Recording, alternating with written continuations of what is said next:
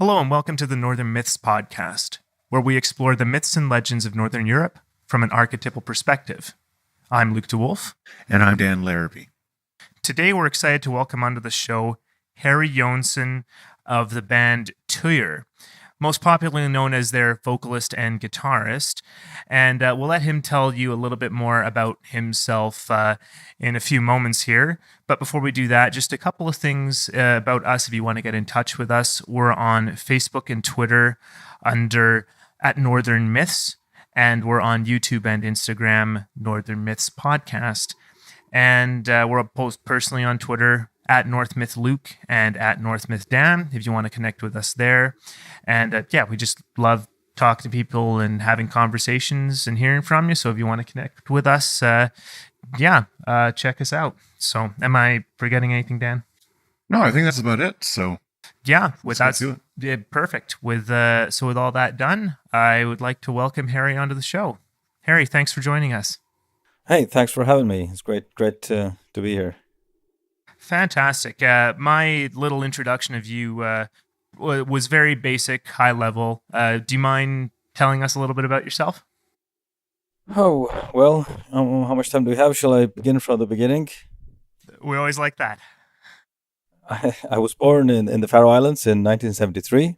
Faroe Islands are a group of islands between Iceland, Norway, and Scotland. They were settled by Vikings around the start of the Viking Age, and now we live about 50,000 people there, and we have some traditions, musical traditions also, from which I make heavy metal. Fantastic. And that's mostly through Tyr, right? But you also have some solo projects, yeah? I have one solo project that I've released one album with, and with Tyr we have just recorded the 9th album, I believe, or the 8th. I'm not sure. So mostly Tyr, yes. Then there's my solo project, and that's it. Maybe a little bit about Tyr. How did that all come up originally? The concept for the band, and it's also a little hard to pin down to one genre. So how would you describe Tyr? I usually decline to describe it because I think musicians are not the right ones to put the label on their own music. It's very difficult to see your own art from an outside perspective, and you can try all you like, but in my experience, just leave it to journalists and the public, and probably mostly to labels to find out what they want to call it. It's usually it's a marketing driven thing. It's a business thing. You know, labels use these labels. Record companies use the labels on music to promote it and make it sound modern, although some of it might be a rehash of some old stuff. So you can't call it post neo something. So they just come up with these things: Viking metal, pagan metal. Just like once there was new metal, it wasn't very new, and then there was the new wave of British heavy metal. It wasn't very new either. It's just a new spin on something. So I could talk for a while about that, but I just go with what other people call us. It's Viking, folk, pagan, a little bit progressive, and that's it. I make no more thoughts about that. No, that's plenty. Although in terms of your concept, I mean, the music side, that's one part of it, but the lyrical content and I suppose the folk songs that are also very obviously an inspiration for you. Can you tell us a little bit about that? Yeah.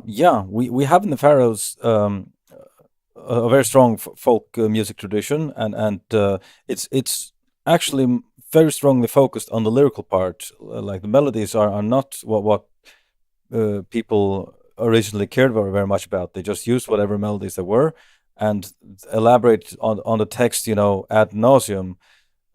Whereas in the other Nordic countries, it's a bit more. People are a bit more musical. But the Faroese people have had a very basic understanding and use for music, and when they started to write this down in the well, the first people ever to write anything down in Faroese, in the Faroes, has been around the end of the 1600s, but it really became a trend in the late 1700s and early 1800s. And all they wrote were lyrics, texts. Nobody gave a second thought about the melodies until the late 1900s. No, rubbish, the late 1800s. I think 1898 or 1902, I'm not sure, was the earliest recording that I've heard. And it's recorded on a wax cylinder, the German invention. And it was a German, what's it called, anthropologist traveling around in the Scandinavia and Iceland and the Faroes also, just recording everything he could get his hands on of traditional material. So these have been preserved for posterity and even been released in the Faroes on CD. So they're quite easily available to the public. And even without that, there are many melodies that are just known to the general public, and you hear them on a regular basis every year, several times a year. And lately there's been a much stronger interest in the melodical part. There was a very thick book, I have a copy of it right here, released with all known Faroese melodies, including all known variations of it from different islands. And I use these melodies as a basis for the music that I make. I use them sometimes for riffs, sometimes I use it for vocal melodies, and sometimes I just change them up a lot so they're hardly recognizable. But in most cases, they do form the basis for the music, and in some cases I write new English lyrics. In some cases I use traditional lyrics for it. So it's a bit of a mixed approach, and the reason I started doing it is I was completely absorbed by Faroese and Nordic history, and especially Nordic mythology, since I was 10 years old. And I learned about it in school, in public school, from a teacher, and in history lessons. And when I was 14, I began to play guitar, electric guitar, and I guess like all little boys, I wanted to be a rock star. And like very few little boys, I actually became one, sort of. So when I was in my early to mid 20s, I remember first having the idea of combining traditions, Faroese traditions and heavy metal. And it didn't come out of the blue either. There was a very specific arrangement of a Faroese ballad. It was made by a Danish rock musician. His name is Per Frost, and he made an arrangement for a TV show, a Danish TV show that was very critical of the Faroe Islands and the way we squandered the Danish money. But so it was not a very popular show. It was shown in the Faroes. It did have a extremely catchy tune that was made by a very competent musician, and it must have been in 1995. And something just clicked in my head when I heard that, and very shortly after that, I remember having the idea for the ballad that is on the first album, Armor Lanche. I was in a different band by then. It was a band I made with my teenage friends, and they didn't like the idea. So this band sort of fell apart. I moved to Denmark, to Copenhagen, and met some of my old bandmates and made a new band that became Tyr, and we started doing the folk thing. Well, okay. So first of all, that brings up multiple lines of us to have questions about here. First, I suppose the mythology and the folk music that you based this on. So you say you kind of had like a light go off or a click or something like that. What about the mythology, though, was inspirational for you? I was only 10 years old. It's very hard to say why you like things. It's just really, really resonated with me, and I was deeply moved by it. And why is mythology important? I don't know. it's very hard to tell a personal story about that. I tend to get very philosophical when I talk about these things. That's fine, by the way. Yeah, we like philosophical, so go right ahead. Yeah, I see it this way. If mythology gives us an insight into how our ancestors would have thought, and especially which values they had, and the myths have to reveal something or keep something that we admire in some way, or else the stories wouldn't have become myths in the first place. There has to be something catchy to us about the stories, and either they have a lesson or they have a warning.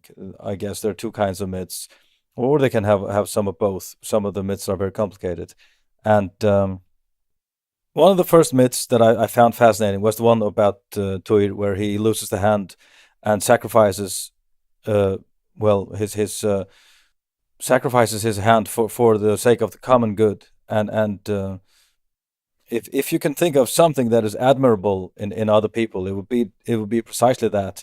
And pinpointing that when you're 10 years old is not easy. You just know that you find it admirable, but you can't really say why. Even after you're an adult, it's hard to say precisely why something is admirable. But I think that's the reason. There's just some admirable things, and there's some good advice, and some archetypes in the stories that hold true over time, that we find admirable and useful, and that speak to us in a very deep way. That's what I think made it click for me about the myths. So first of all, here for us, we definitely appreciate that perspective, and that's kind of what we try to dig into here with our show ourselves here. Maybe a little bit about kind of the music itself. So you mentioned, and I definitely am going to get this wrong, but Ormarinlanji, something like that. Yeah, close enough. Okay, good. I had my understanding of that's a particular type of the Faroese poetry, right? Kvæje. Mm-hmm. So I was wondering about the Kvæje poetry and how the relation to that is with say the Icelandic sagas. Is this something like a Faroese tradition that would be sort of comparable to that? Yeah, I think you can say that. Some of the ballads, Kvæje, have obviously been composed straight out of the books. There has been a book in the Faroes, or a Faroese person has been in Iceland to see one of these sagas and composed a Faroese ballad directly out of the book. And there are also some ballads that begin with the phrase, "I know a story written in a large book that came from Iceland." So it's quite obvious. In other cases, there are older myths that have come from, might have been introduced from Iceland to the Faroes, but could also have been traditional throughout the Faroese history. Stories about Sigrid Dragonslayer, Charlemagne, and figures that would predate the Viking Age by a few hundred years, or a bit more than that. And then there are more recent events in the Faroes and Scandinavia and the British Isles, also mentioned in the ballads. So a part of it, maybe a small part of it, could be seen as equivalent to the sagas, and probably by far the most of it is has been influenced either by the sagas or by other recent events. So would this be sort of part of the link between, say, your music and some of these original, not just the myths, whatever stories they were drawing from? Is that one of the ways that you make that connection between those original stories and the music you make with Tyr? Well, take for example Armer Lancha. The ballad, the music and the ballad, are there. There's a ballad with a melody and text, and they're already connected. I take both the ballad and the text, just put some heavy metal to it, and there you have it. So it's really strongly linked. I see it as being really strongly linked before I even touch it. So all I do is, put some background music to a music and a text that was already there. Um, when it comes to the other melodies that I used, that I sort of take out of context, there's a different way to see that, I guess. How connected is that to whatever story I choose to? If I take a mythological story, say, and a Faroese melody, and put them together in some modern sounding heavy metal song, how connected are they really? There's a mythological story that I have to abbreviate greatly to put it into a heavy metal song, and there's a Faroese melody that I have to make fit into a modern sounding heavy metal song. I guess it makes for a good whole. I mean, it gives a decent original impression, although it's sort of a mashup of several things taken from Nordic tradition and put into modern heavy metal. Um, I guess you can say they're linked in some way, by history however, whatever that makes, however that makes our music relatable to Nordic history. That's really not for me to say. If you think it is, it probably is. I mean, it's a bit like with our what we want to call the music. It's sort of something we should leave up to other people, I think. Well, it makes sense. Just circling back a bit to the importance of myth for you, and what it means, and sort of what it inspires in you. Um, what is it about myths and traditions that you think, I guess, is important enough to carry on in the modern age? Well, I didn't really ever find any myths I thought were unimportant in that way. There are some that I like more than others. But once they have become myths, at some point, I think they must have been very important. The one that has fascinated me greatly, first it was the one about Tyr and the wolf, and then there's the story of Ragnarok and the end of the world, which is I find deeply fascinating, and I made a whole album about that. So that should be quite obvious. What else have we done? The latest one, Valkyria, is sort of it's not a myth in its own right. It's just a story that plays out through the situations you sort of can make, conceivable or imaginable in the mythological universe. So and the latest album, the one we just finished recording, it also has something similar. It's not one myth that I'm telling. It's more like some situations in the mythological universe. So it's just as much the mythological realm that I find fascinating, I guess, as the individual stories. If I could, if I had time, I would probably use all the stories there are. But even with the stories I have used, metal songs are very short compared to history books, and you have to abbreviate them greatly. And think about something like the life of Alexander the Great and the song Alexander the Great by Iron Maiden. You get the absolutely necessary highlights to say you even know anything about Alexander the Great. And this is the same with our music. And in the song Alexander the Great, Bruce Dickinson is just hammering in the punchlines that you need to know for your next history lesson. Whereas I don't do anything like that. I like to sort of elaborate on the emotional side of things. How would it feel if you were there yourself? How do you convey the feeling that I think they should give to other people?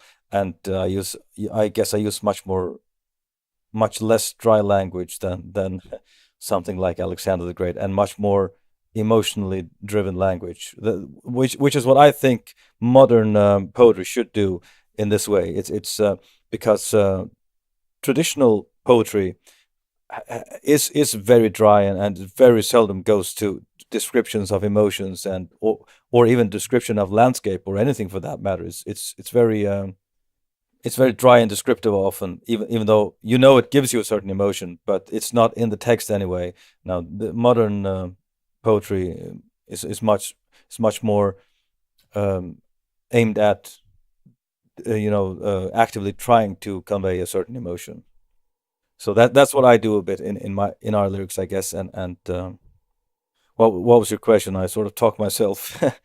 Well, I guess I'm getting at, do you find a need for recognizing myth and tradition in the modern world? Like, do you think there's a lack of it that we have, and so your music is filling that need? Yeah, yeah. When this sort of took off for us, first we got a bit popular in Germany. Then we with our second album, when we made the video for Regensmyr, it went. Someone in the American reenactment environment picked it up, and it got spread there quite fast. And talking to people in Germany and in the US, or North America, I should say, I got the feeling that people think we bring back something that was lost to other European and Western, English, Germanic peoples. Some that we had some more original or archaic version of the traditions in the Faroes, and by listening to our music and picking up on that, they sort of got something back that had been lost to them. And it's a very, very deep feeling, and people speak with tears in their eyes about rediscovering their roots. And it's not something I set out to do, but if that's how people see it, then I'm all for it.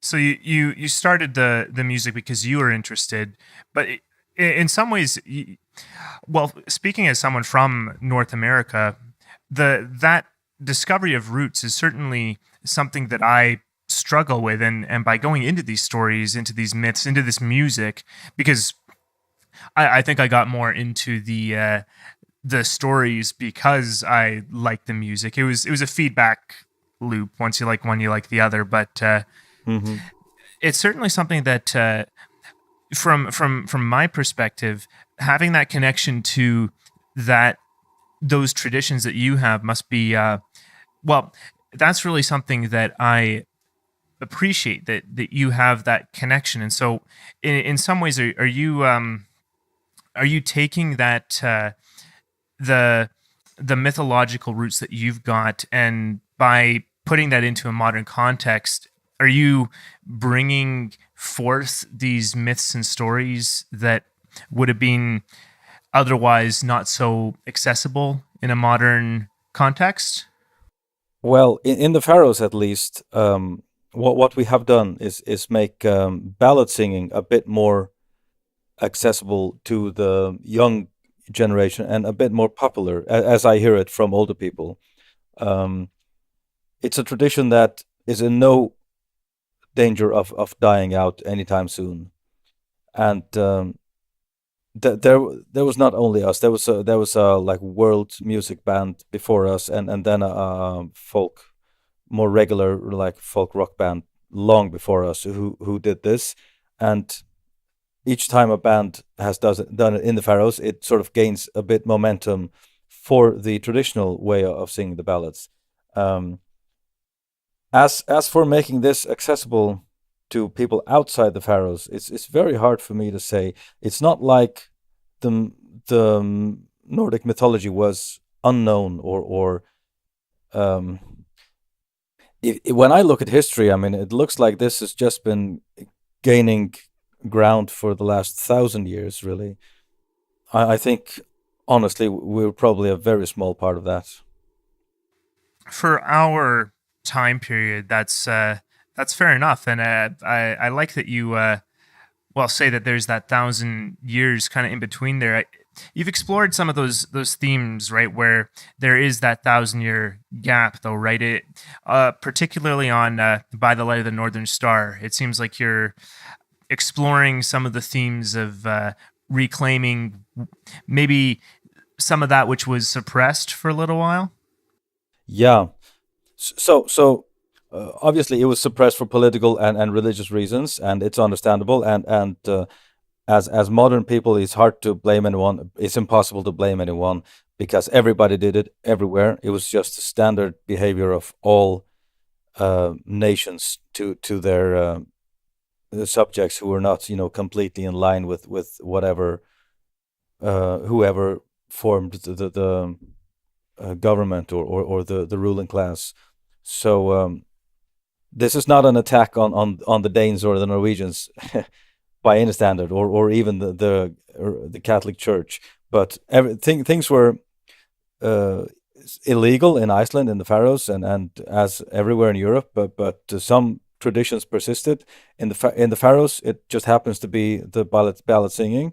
In Iceland, the ballad singing was illegal, and they, however, kept their written language and their and also by having a very conservative written language, they also have a conservative pronunciation and living language, whereas the Faroese language underwent a bit more sound changes than Icelandic did because we didn't have a written language for about 500 or 600 years. So by the introduction of Christianity, obviously within a generation or two, paganism was gone, and we're all we were all raised Christians, and there was Icelandic pagan societies. I think it was established in 1971 or 73, around there. They're not really pagans. They're really atheists, and they have like a cultural attachment to their pagan traditions, which is the same as I have. If I had to, pick philosophical stance, it would be rationalist or atheist or something like that, and not really a literal pagan. Once you discard one religion, it's very hard to accept another one because the same arguments will negate that too. So I usually call myself a cultural pagan or heathen, whichever is your preferred term. Where because I think insisting that these gods exist in person is just going from the frying pan into the fire. Thinking about Christianity and paganism, I meet some people who spout the same bullshit you get from Christianity, only about Odin and Thor instead, and I don't see that helping anybody. But as I said, I have great respect for Nordic tradition, and I'm not as ideologically and strongly opposed to Christianity as I used to be. And in my younger days, I would flay the philosophical skin of anyone who tried to spread Christianity. But nowadays, I'm not so sure. People need, no, I won't say they need. Myths do something for us that it's very difficult for secular stories to do, and it's very difficult for science to do. I'm sure it's possible, but we're just not there yet. Where there's a secular and scientific story you can tell everybody, and they will be satisfied with it. It just doesn't exist yet. We may get there sometime. I hope we will, but I don't think even that would outdo the myths that we have, because we still need to feel a connection to our roots, and mythology and language obviously does that splendidly, and no matter what we discover about the future, it's not going to change the past, and wherever we go, I'm sure we want to keep that with us, and incorporating it into our art, be it music or whatever, is going to help doing that. But as I said, my part in that is very small. I feel like now I'm answering your second last question again. What was your latest question?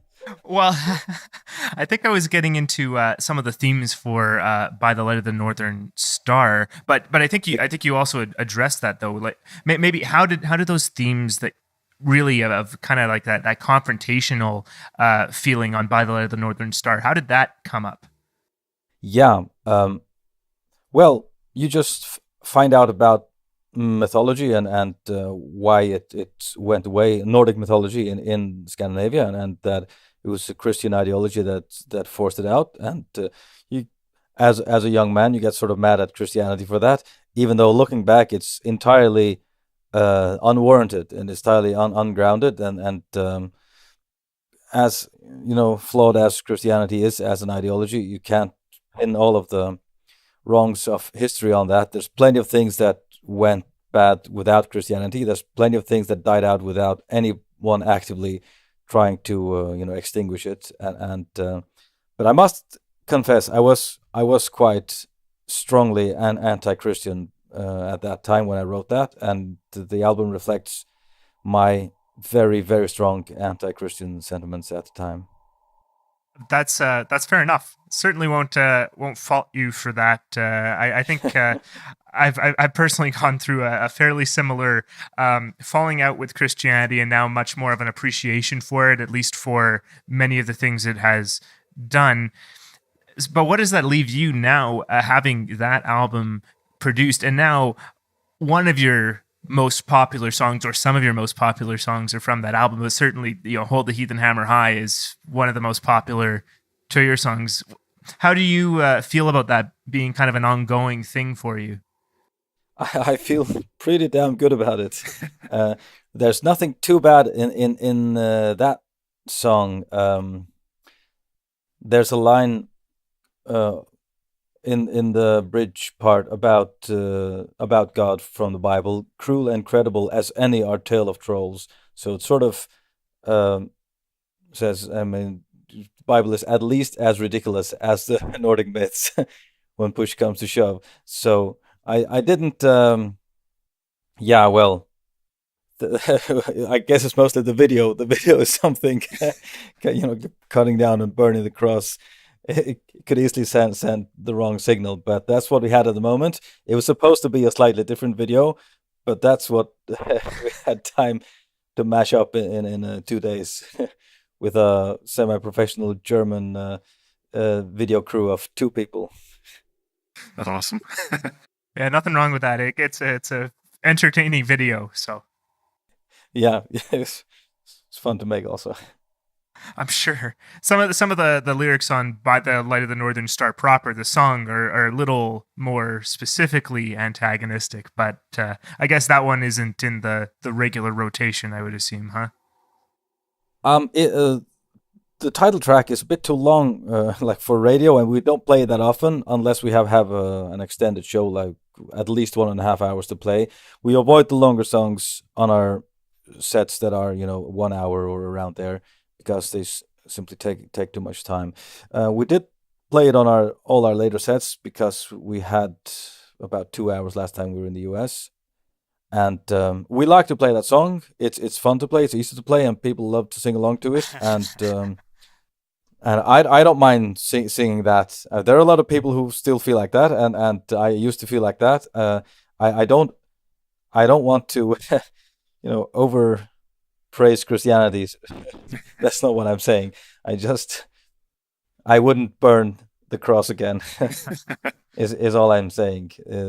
It means something to people, and they should be allowed to keep it if they want to, without feeling attacked in the public space. And as for the philosophical underpinnings of the lyrics, I think I still stand by that. I wouldn't put it as violently and bluntly as I put it there if I were to do it again. Well, that's fair enough, and certainly you moved on to some kind of different themes with your next two albums, and I'm specifically kind of focusing on these three because I started to find Tuyr with "By the Light of the Northern Star," and then onwards with Lay of Thrum and Valkyria. But but the earlier albums are obviously very very rooted in the mythology specifically. But Lay of Thrum also has some very specific themes that seem to be playing with freedom and tyranny a fair bit. And I'm not just getting that off of the song titles. What did that kind of come into play for you and become that important for you on that album? Um, I was it was around the time of the Arab Spring, and I was actually writing about that indirectly through the myth of Thor getting the hammer back, as in the people taking the power back from the tyrant. Now, I'm a very optimistic person by nature, and looking back at the Arab Spring now, most of it just turned to shit, and it's a sad fact that bad guys usually keep even worse guys in check. So imagine Thor going back to take the hammer from Thrym and just being a worse tyrant than Thrym ever was. That's what happened in most places, unfortunately. So, but it sort of started with this crazy guy. I mean, the whole Arab Spring thing started in Tunisia with this psychologically unstable guy setting fire to himself, and the album started with "Flames of the Free." So I didn't incorporate the true gist of what happened. I sort of just went the mythological way more than taking any details from the Arab Spring and putting them in the album. This was more of exploring the myth of Thor and the hammer and Thrym in the context of a modern tyranny and uprising against the tyrant. It was certainly an interesting take on the Lay of Thrym, because in reading it, it's almost a humorous poem, and with Thrym being a giant and all that, it's sort of the natural enemy of Thor, but the taking it to kind of tyranny as a whole and to the concept of freedom and everything like that. It's almost something that I wouldn't at least get that from that story necessarily, and that's more just possibly out of my not being so familiar with it. How did you read that? No. I think you're right. Whoever wrote it was not thinking those lines. I think that's almost certain. But and it's more of a comedy, really. Definitely. However, if you look at the big picture of it, someone steals the hammer from Thor, takes away his power, and he has to, humiliate himself to get it back. And when he does get it back, he murders the fuck out of everybody. and it's not like he gets the hammer back and restores order. No, he unleashes his own chaos instead. So I'm not sure you can even. I'm not sure you can even put into that story what I thought of it as, but I do this almost unconsciously on many levels. Just think about a situation you can see today and what myth would fit for that, and whenever I have on all our albums, I guess I think about some modern, either political situation, international situation, or personal situation that I write about through in the mythical landscape, and that makes it meaningful for me, at least, and also makes it easier for me to put some emotion into it. So that's my approach, and as you pointed out, it may be completely unfounded in myth in some cases. If you go look at what the myth actually says, it may not even do what I'm trying to make it do.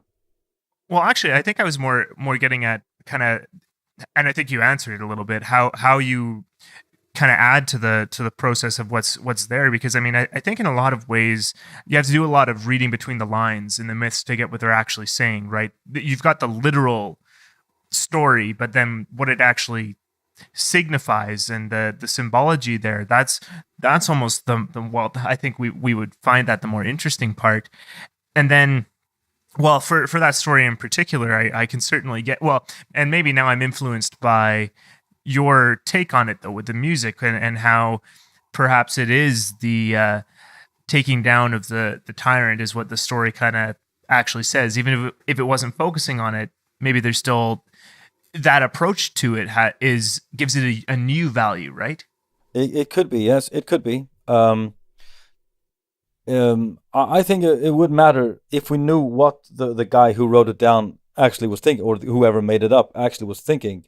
and how it came about, we just don't. That's lost to us now, and could be it was there. Could be it's all in our heads. I mean, who knows? I guess it's one of the values of vague myths. So you mentioned sort of a couple of themes from these albums, and that you have kind of something that you're thinking about with every one of the albums, and it's on the album level, right? Not so much individual songs that you're going through these themes, right? Yeah. So I'm wondering what was it for you for Valkyria? Because I've got some specific questions about the symbolism there, but it's almost I don't see the same theme as is so obvious with By the Light of the Northern Star and Lay of Thrym. And that's probably just my own ignorance, but what was the kind of the driving thing for you for Valkyria? There's no myth that I thought of for Valkyria. It's just as I've said before, it's a nameless warrior. Not that he has no name, but he's not named to us, and we don't get his name because it's not a myth that exists outside my head. It's just set in the universe of mythological warriors and Valkyries and Valhalla and whatnot, and Freya and all this. And what really made me write all that album was as a heterosexual man, you have some issues with women, and you think about women a fair bit, and what makes it work and what makes it not work, and it's not to be taken literally, the album in any way. So it's about how what lengths men, I should say, I would go to to impress women, and how you and even when you think you found the right one, what you do. It's sort of a love story, and it actually has a happy ending. The guy leaves one woman to go impress the Valkyrie, or die bravely enough that he can die in battle and be taken off to Valhalla. Whereas only half the warriors go to Valhalla, the other half go to Folklore, which is the realm of Freya, who's the goddess of war and sex. So that's where it goes, and it gets to be one of her billion lovers, I guess.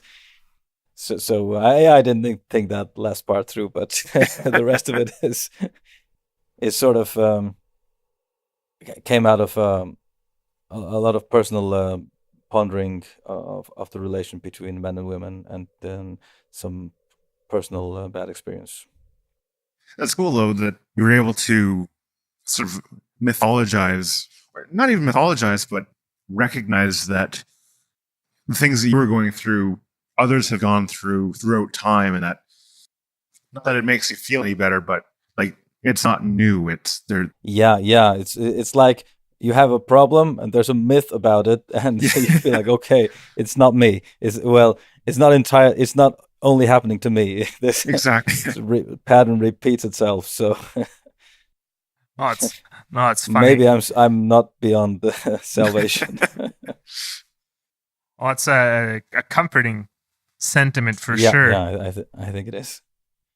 And here's something, I want to get back to Valkyria a little bit, but do you ever feel constrained by the Tyr concept in that I mean, if you were to break from the digging into the myths as at least your lyrical concept, would you call that a different band or anything like that? Or I think I already with Tyr we wrote some lyrics that have nothing to do with Vikings, or don't mention any of the.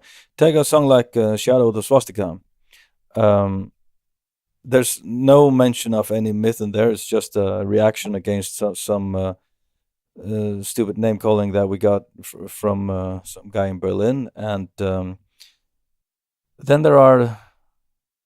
It's hard to think of anything, but I know if I could do that without thinking, and I think I would be able to put in a few lyrics that if it weren't for for them being on the same album as other mythological songs, or maybe the occasional traditional melody. You could think of them as any kind of metal. So I don't feel constrained by it, and I sometimes step outside the mythological universe, and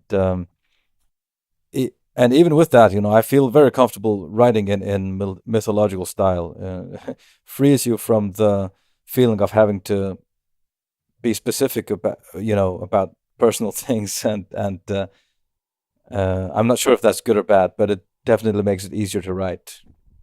So you not only do you root some of your much of your material in the myths, but you can even take songs that wouldn't otherwise be related and put them in a mythological a mythological context, and it for you it even improves the song and makes it easier or something like that to get it out there. Yeah, I really think it does. If I wrote the album Valkyria like, hey guys, here's what happened to me the other day. I was with this girl, and it's a completely different story, and I'm not sure it has the same appeal or value or I don't know. It's just in my personality to get very philosophical about things, and going straight to myths is a very easy way when I write like that. Maybe that shows something about the deep level that these myths kind of affect us and influence us in our daily life if you take the time to explore them. I know certainly for me, having dug into these stories a bit more in the last year or two I can see the mythological patterns much more as I go. Is that something you necessarily see when you're thinking? You mentioned fitting the myth to your idea or something like that. Absolutely. You can tell that the myths weren't taken out of thin air. There's a reason, as I said, that some stories become myths, or some stories become legends, and legends becomes myth, I guess. And the reason is they reflect something real, either about us or about our circumstance in the world. And if they didn't do that, they simply wouldn't have become myths in the first place. So it's sort of a mirror feedback of our circumstances and our stories, and if they don't reinforce each other somehow, they just don't work in the long run, and they would go away. So it's hard to say which came first. I mean, and once you realize that, the thinking about things that you see around you in a mythological way just happens automatically, I think. And the more myths you know, at least from your own ancestors and your own your own approximate circumstances, the easier it will be to see it. Now, I have read some Mexican and South American myths, and reading those is very, very hard to relate to how what they should tell you about yourself and your circumstances or your personality. I'm sure they do that to Mexicans and South Americans, probably easily, but they seemed, of course, they're fascinating as any myths are, but they seemed, seriously weird to me. And I thought, all I could think, oh yeah, these people were on drugs, which they probably were. But the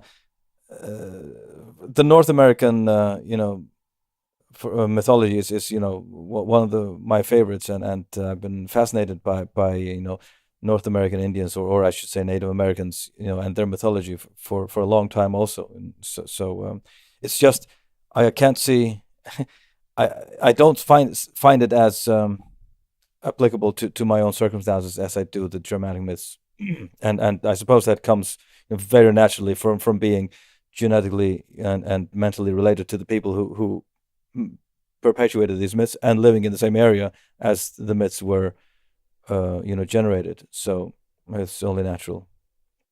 So do you find that there is that connection that exists between a person and their ancestral traditions? Because I think today maybe there's I won't point to anything specific, but maybe an emphasis on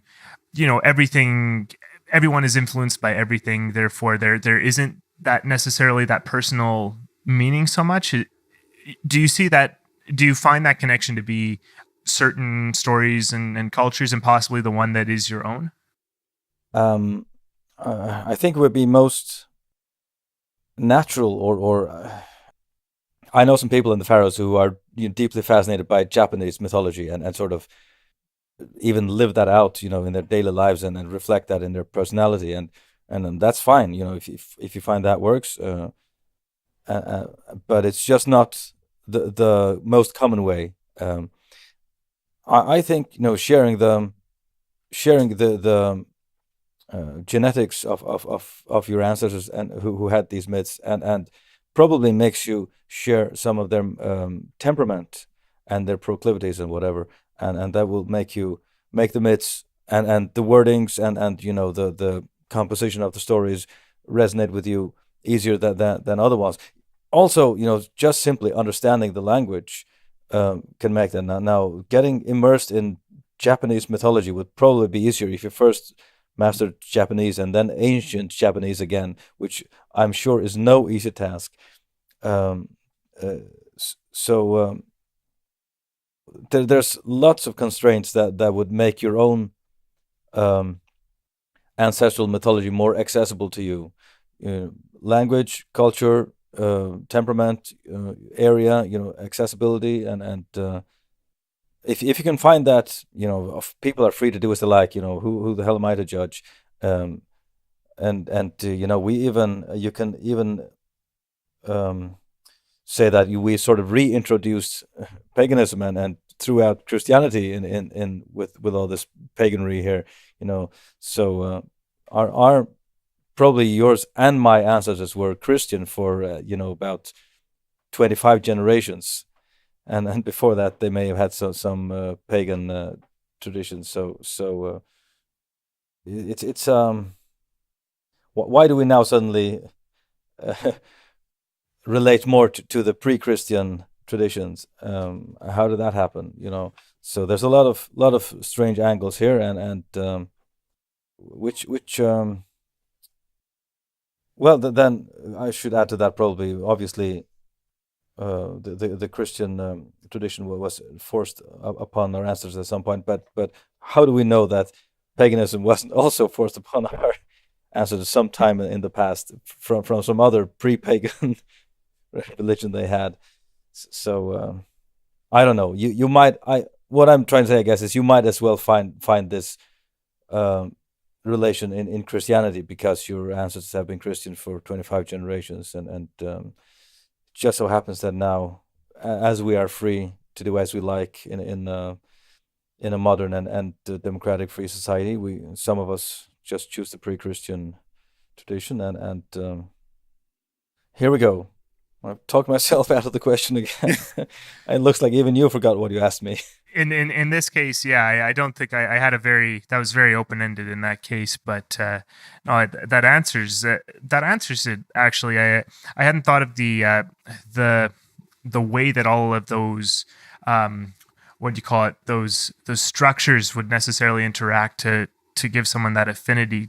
Maybe do you have any other thought about how if someone decides that what they are interested in from their own ancestral culture is not necessarily for them, how that affinity might come about? Because I'm sure you've got plenty of fans that are into this whole Norse mythology thing that aren't Nordic in background, or at least Germanic. Yeah.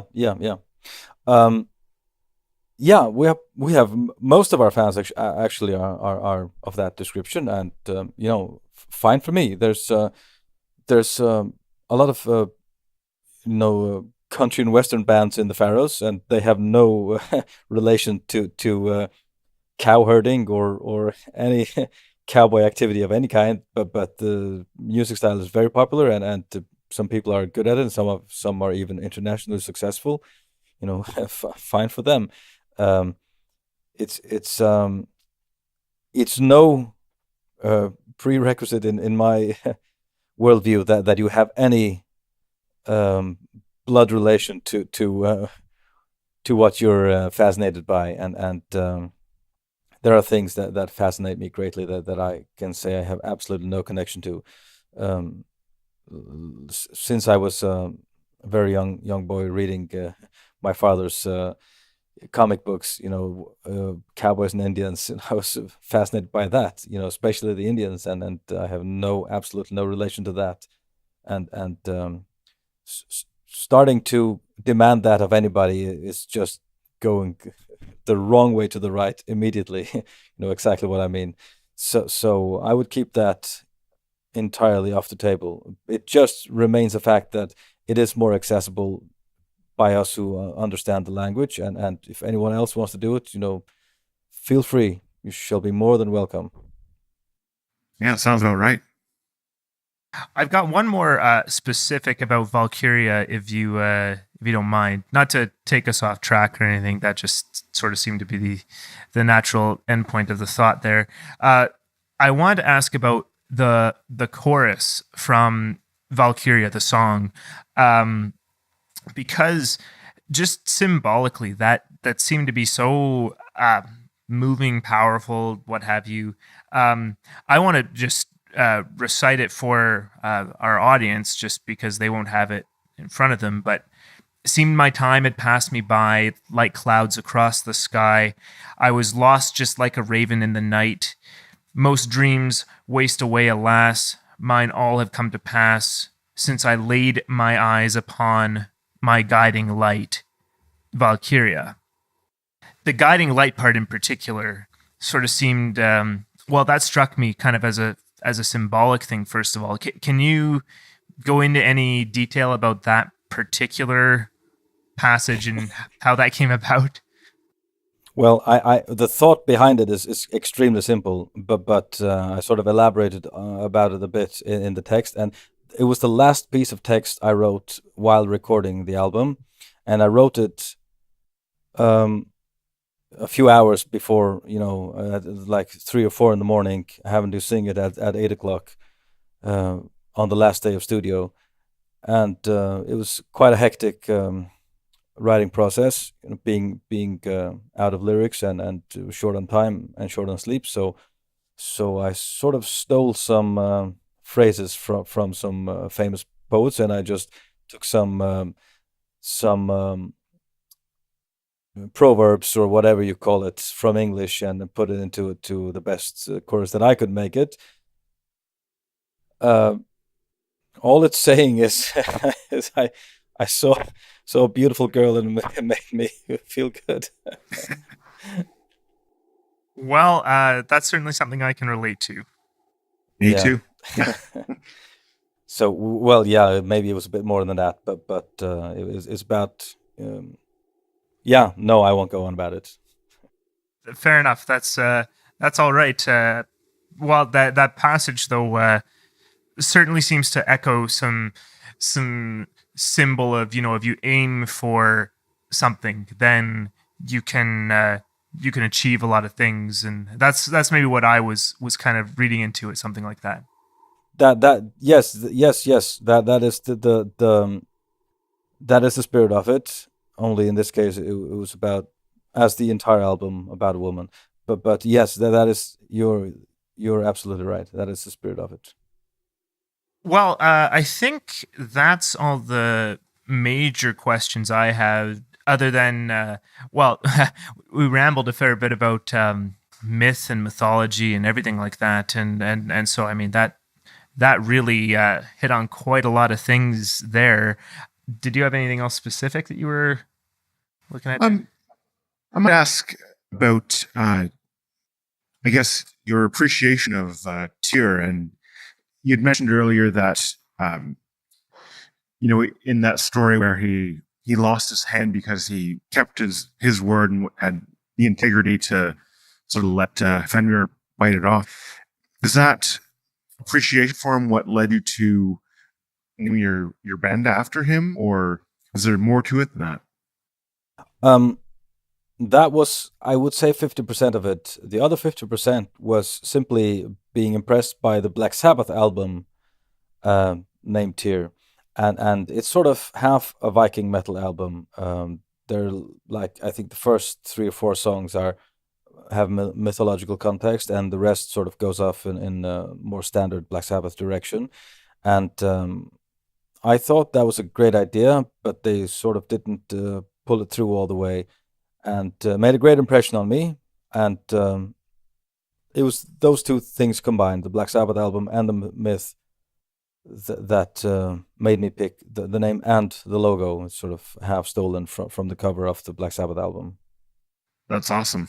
Mixing Black Sabbath and Vikings, not too bad. Yeah. So you've got a new album coming out here fairly soon, huh? Is that going to be within 2018, 2019? 2019, unfortunately. It takes some time to prepare the promotion and the release. So I have to get up at 8 tomorrow morning and listen to the final mix of the last 2 songs. And I suspect I will approve it, and it'll be sent to Metal Blade to prepare the release. So it'll be early 2019 if all deadlines hold, and I hope they do. It's been postponed now it should have been out 3 years ago. Yeah, I was going to ask. It's been a fair while since your last album. Was there anything in particular? You guys were definitely touring almost this whole time. Was there anything in particular that delayed it? Yeah, we had a falling out with our previous manager, and firing him sort of also canceled a lot of things for us that were in the making, and we sort of had to finding a different manager and a booker and everything was not easy. Finding people you trust in this business is difficult. Well, it's not difficult finding a few people you trust, but finding someone who also has the time to work for you is really, really difficult. Everybody is overworked and slightly underpaid, especially the musicians. So we have it all together now, and we also thought we needed to save some time and money making the album, so we decided to record it a bit differently on our own. We thought it was going to save time as well as money, and turns out it did neither.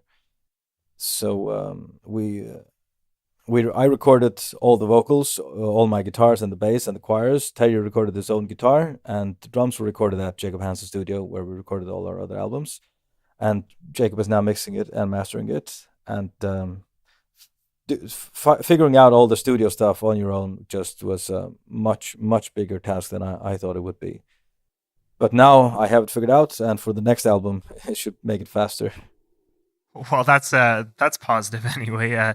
I don't want to overstep it all here. Are you able to tell us anything about this upcoming album? It has a name from mythology, and it contains a fair bit of mythology, and it has there's 70 minutes of music, 13 songs, and two ballads with Faroese traditional lyrics and Faroese traditional melody. The rest is all in English. There are 5 songs written by Terje, 6 by me, and 2 by Gunnar. So the style is a little bit more divergent. Terje's idols are more Pantera and Metallica. Gunnar is more like a Iron Maiden, Deep Purple guy, and mine's just the same old. And so it goes sort of in 3 directions at the same time. But even with them, writing the basic music, I've arranged the harmonies and the choirs and everything, so it still sounds like Tyr, without a doubt.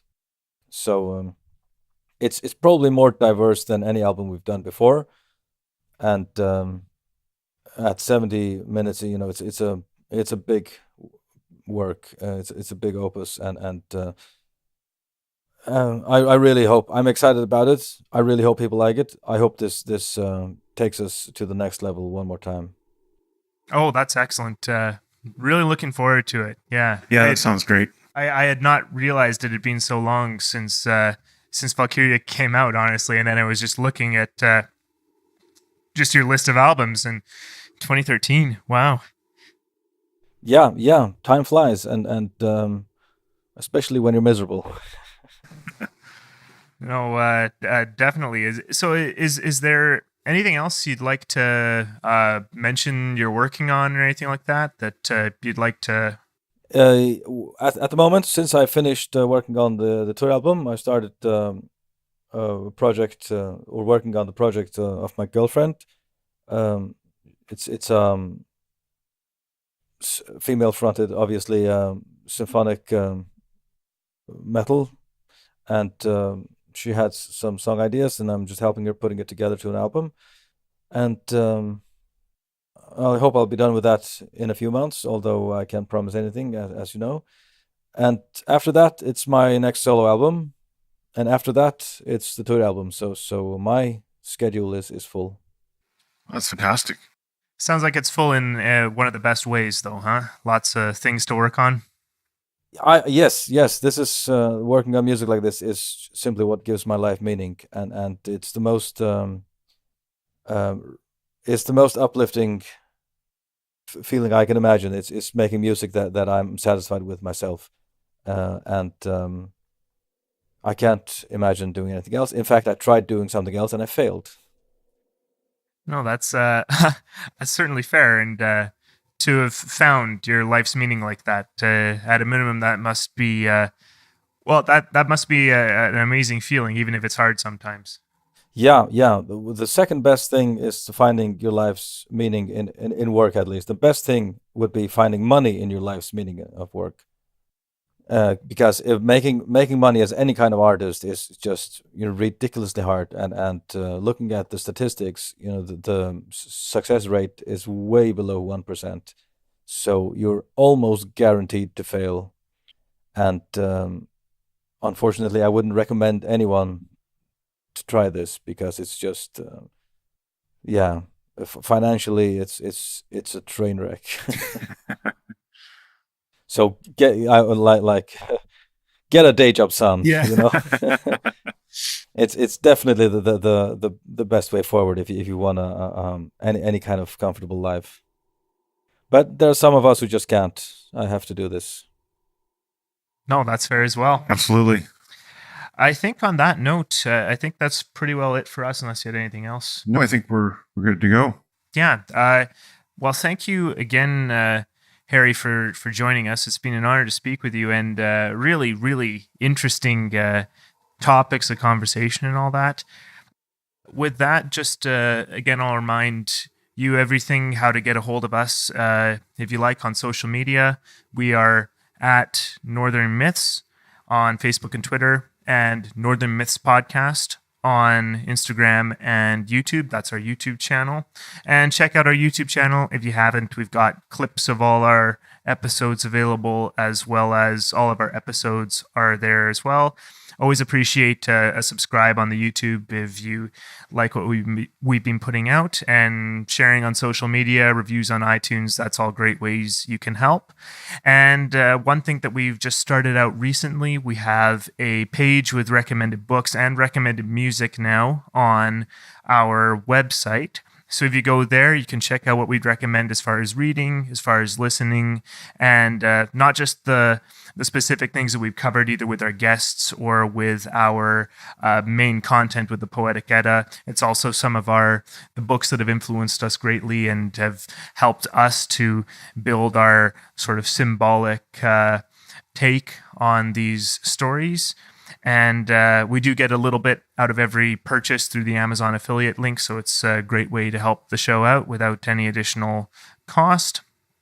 And we did just start up a merchandise store on our website as well. You can pick up a few little T-shirts and mugs if you like, if you want to get some gear for us, or just want to represent the show a little bit. A little bit out of all of those items goes towards us, and again, is a great way to support the show if you'd like.